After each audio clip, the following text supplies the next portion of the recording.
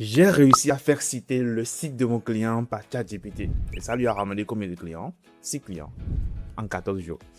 Et dans cette vidéo, je vais vous montrer concrètement comment est-ce que ça se passe. C'est quoi le JEO, c'est-à-dire la correspondance du SEO pour les IA. Et comment est-ce que, même si vous n'êtes pas forcément visible sur Google, vous pouvez déjà commencer par être visible sur les moteurs de génération de réponses comme ChatGPT, comme Gemini, comme Claude, comme Grok, etc. Parce que ce qui se passe, c'est qu'aujourd'hui, concrètement, lorsque les gens veulent désormais recruter une agence de recrutement ou recruter une agence événementielle ou recruter un plombier, ils vont plus forcément sur Google pour demander c'est quoi le meilleur plombier. Ils vont désormais avoir tendance à aller demander à ChatGPT c'est quoi le meilleur plombier à côté de moi. Et donc c'est ChatGPT qui décidera de si c'est vous le meilleur plombier ou pas. Et lui, il a tout un processus qui va suivre pour pouvoir proposer au fait et sourcer les meilleurs plombiers qu'il va présenter à l'internaute qui le demande. Donc ce qui se passe c'est quoi? C'est que par le passé, les gens partaient sur Google, faisaient des recherches et devaient cliquer sur des tonnes de liens. Aujourd'hui, ce n'est plus forcément le cas. Donc, ils vont partir plutôt sur ChatGPT et lui demander c'est quoi le meilleur plombier. Et ChatGPT va lui dire, OK, paf, c'était le plombier, paf, c'était l'agence, etc., etc. Donc, la grande question à laquelle nous allons répondre ensemble, c'est ceci. Lorsqu'on demande c'est qui le meilleur qui fait telle chose, qui fait ce que vous faites, est-ce que c'est vous qu'on trouve? Ça prend une seconde, allez sur ChatGPT, demandez-lui clairement c'est quoi le meilleur et mettez votre métier de votre ville et puis voyez voir ce qui va se passer. Dans cette vidéo, moi, je vais vous expliquer concrètement comment est-ce que je me suis pris, quelles sont les activités qu'on a mis, quelles sont les actions qu'on a dû mettre en place et quels sont les résultats qui sont venus progressivement. Le SEO, ça allait compliqué vu de loin. En vrai, quand on vous l'explique clairement, c'est beaucoup plus logique et beaucoup plus simple que ça en allait. C'est tout l'objectif de cette chaîne. Le SEO, il y a expliqué pour les gens normaux, tout simplement. Rendez-vous sur mon écran.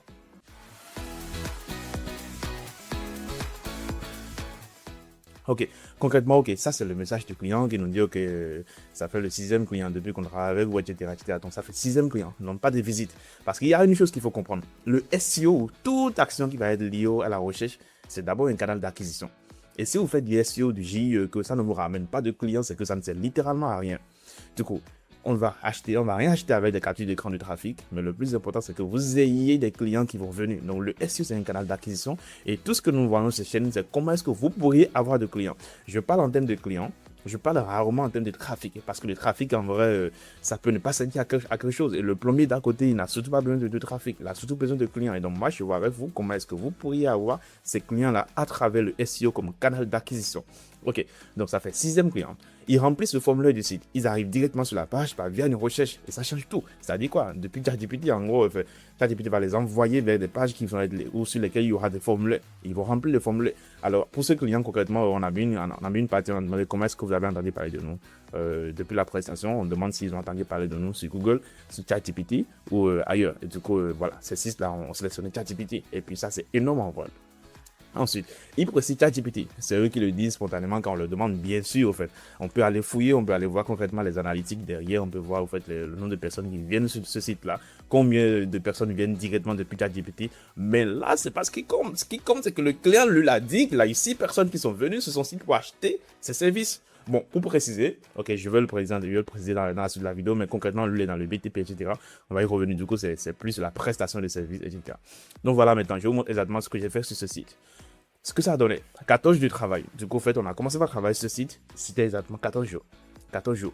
Les résultats concrets ont commencé par venir après le 10e jour. Et bien sûr, je vais mettre dans le titre de cette vidéo 14 jours, mais ça ne veut pas dire que c'est une parole d'évangile. Bien évidemment, ça peut prendre plus de temps ou pas. Lui, ici, on est sur une niche très spécifique. Dans le BTP, sur son marché, il n'y a pas une concurrence qui est énorme, mais quand même, il a quand même pu avoir des résultats. Donc, 6 clients entrants, c'est énorme. Après, non, c'est pas forcément 6 clients entrants, c'est 6 demandes. 6 demandes. Après, est-ce qu'il les a closés ou pas? Là, je ne sais pas, mais quand même, ça fait 6 appels qu'il a pu retenir.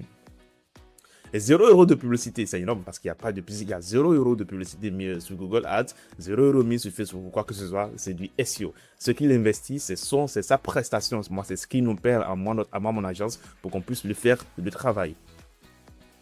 Et 0 position gagnée sur Google. Non, bon, concrètement, en fait, c'est pas typiquement 0 position. Il y a eu des positionnements, en gros, c'est pas qu'ils sont indexés, mais ne sont pas forcément dans le top 3, quoi. Ok, le dernier chiffre est le plus important de cette vidéo. Je ne peux pas vous dire qui c'est, bon, clairement, du coup, mais je vous ai quand même dit, ok, c'est dans le BTP, donc tout ce qui va être travaux de construction, c'est sur une ville spécifique en France, et puis voilà. Voilà, le point de départ. Sur Google, ce site n'existe pas. ou de moins sur Google, au fait, lorsque vous cherchez le site, vous n'allez pas forcément le trouver dans les 3 premières réponses. Les pages du site sont indexées, mais ne sont pas encore suffisamment travaillées. En tout cas, ça va prendre un peu plus de temps pour que ça puisse être dans le top 3. L'intérêt de cette vidéo, c'est de montrer au fait comment est-ce que c'est possible d'apparaître même dans ChatGPT, même si on n'est pas forcément celui qu'on trouve en premier sur Google. On va le voir ensemble. Page 4, page 6, page 9, exactement, c'est ce dont je parlais. Aucune requête commerciale en première page. 6 mois, ok. Tu vois, concrètement, 6 mois de netlinking aurait été nécessaire parce que le SEO, concrètement, c'est qu'il faut voir celui qui est devant toi et fait plus d'efforts que lui. Et souvent, le netlinking, c'est le fait de faire de liens, c'est le fait que d'autres personnes fassent de liens vers vous. Du coup, il faut un certain temps, un certain budget, un certain investissement pour avoir les résultats concrets. Donc, vos clients ne tapent plus des mots-clés. Ils vont plus chercher plombier, lion, devis, fenêtre. Non. Ils ne le font plus concrètement. Ils vont chercher. Je cherche un prestataire fiable pour X budget Y. Quelle option? Basiquement. En gros, avant, par exemple, les gens ils devaient aller sur Google et chercher meilleure agence de recrutement. Sauf que là, vous voyez, l'internaute lambda, au fait, aujourd'hui, les gens ils n'ont plus du tout le temps. On est dans la surconsommation, les gens n'ont plus du tout le temps. Ils cherchent juste à gagner du temps, quoi, à disparaître le plus tôt possible. Du coup, là, alors que le process normal avant, c'est OK, on va se lire un coup. On clique dessus, on va prendre le temps de lire, tac, on va lire cet article, paf. Dieu merci, il n'y a pas de publicité ici parce que parfois il y a des publicités qui sont un peu partout. Ok, paf. Sauf qu'aujourd'hui, ce n'est plus ce que les gars feront. Il va plutôt prendre la même question, ce qu'il va reposer au fait. Mais il va plutôt demander à GPT quelle est la meilleure agence de recrutement à Nantes pour mes besoins. Il peut même préciser.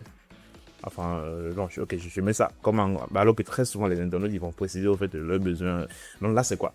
Là, c'est qu'on va directement, ok, vous voyez, ChatGPT, qu'est-ce qu'il fait? Il va directement sur Google. Enfin, on va voir ses sources, on va y revenir, au fait, et là, directement, il me sort directement Ice Nantes, très reconnu pour le profil cadre, etc. Et donc, l'intérêt de cette vidéo, c'est de vous montrer comment est-ce que vous aussi, vous pourriez être celui qui ressort lorsque les gens recherchent les meilleurs de votre activité dans votre fil. Ok, let's go, on continue. Donc, vos clients ne tapent plus des mots-clés, ils vont plutôt exécuter des recherches directement, ils vont plutôt envoyer des recherches directement, des requêtes directement au moteur de génération de réponses. Ok, du coup, être KTM sur Google, ça existe. Être KTM dans une réponse GPT, ça n'existe pas. En gros, c'est toi qui mets au fait, tu es dans la liste ou tu n'es pas dans la liste, quoi. Donc, le mécanisme, ce qui se passe vraiment quand on pose la question. L'utilisateur, il pose une question. Ensuite, l'IA la découpe en 3 à 5 diverses requêtes. En gros, ça va dépendre de l'IA, mais très souvent, l'IA va découper la question en plusieurs requêtes. Elle va ouvrir 10 à 20 pages. Du coup, l'internaute, lui, il va lui prendre au fait, le temps d'ouvrir toutes les pages, alors que l'IA, c'est l'intelligence artificielle. Il va au fait prendre plus de temps, il va mettre plus d'énergie à aller très, très, très vite. Donc, il va ouvrir 10 à 20 pages. Elle va extraire des blocs de tests. Et vous comprenez déjà au fait que pour que vous pouvez citer, au fait, il faut que certains types de blocs de tests soient dans vos articles. Du coup, c'est ce que l'IA va faire. Elle va citer 3 sources, enfin, ou plusieurs, ça va dépendre. Et tout se joue à l'étape 4. L'IA ne lit pas votre page, elle y prélève ce qu'elle peut recopier. Bon, ok. L'IA va lire la page et prélever ce qu'elle peut recopier, ce dont elle peut s'en servir pour pouvoir vous citer de l'autre côté.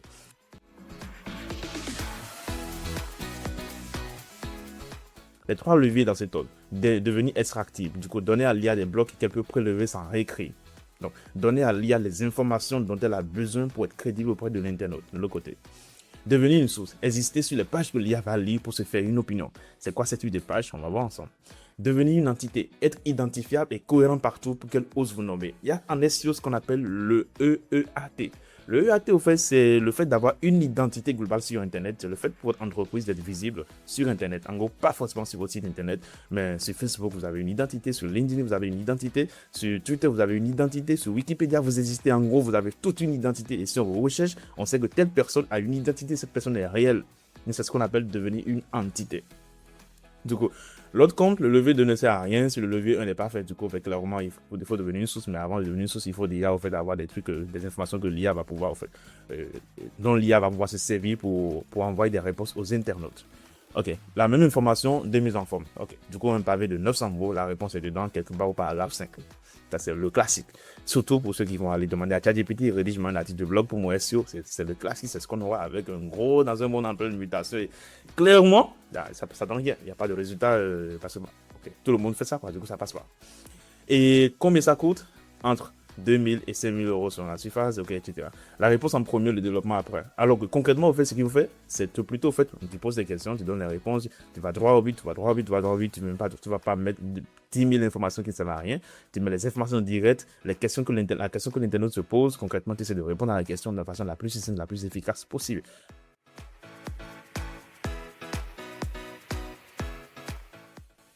Les 4 formats qui se font citer. Le listing, les 7 is pour Y. En gros, les 7 manières de faire ci pour ici, les 10 manières de faire ci pour ça, etc. L'IA adore, c'est l'IA découpé pour Wally. Du coup, l'IA va venir récupérer. Du coup, c'est très important. On va appeler ça des listes à puces, ou mais en gros, concrètement, pas forcément listes à puces, mais en gros, des listiques, c'est en gros une sorte de. En gros, je dis que les 7 outils pour devenir un bon consultant SEO, les 7 outils pour devenir un bon entrepreneur, les 10 outils qu'il faut, etc., etc. Et là, en fait, l'IA, il va juste venir reprendre les informations. Le tableau comparatif, le format le plus repris de tous, une ligne est égale à une donnée propre. En gros, si cette requête, par exemple, c'est quoi la meilleure agence, c'est quoi les meilleures agences, etc., il se peut, lorsqu'on va fouiller les sources, qu'on découvre au fait que ces sources, au fait, ça vient au fait d'un même tableau comparatif. Au fait, en gros, on a ci, on a ça. En gros, le gars qui a comparé, il va dire que voici la meilleure agence, voici la moins bonne. L'IA n'a pas assez de data, du coup, l'IA va juste puiser les data qui sont déjà disponibles sur le web. Le FAQ, question exacte, réponse en une phrase, puis le détail. Les données chiffrées avec sa source, un chiffre daté et attribué, ceci tout seul. En gros, des trucs crédibles. Compte intuitif, vos pages qui rankent le mieux sur Google ne sont pas forcément celles qui se vont citer. Bon, ok, là, je ne vais pas mettre jamais, je vais plutôt mettre pas forcément. Parce que souvent, quand même, on a remarqué au fait que pour être visible sur ChatGPT, la plupart du temps, il faut déjà être visible sur Google. Et du coup, en fait, le JIO, c'est une sorte de SEO, quoi. Okay, du coup, un exemple de tableau pratique. Du coup, en fait, on a une formule, on a le prix, on a le délai, on a Poki, etc. Du coup, en fait, on a les informations les plus crédibles que l'IA peut venir rapidement, quoi. Que l'IA peut venir rapidement récupérer.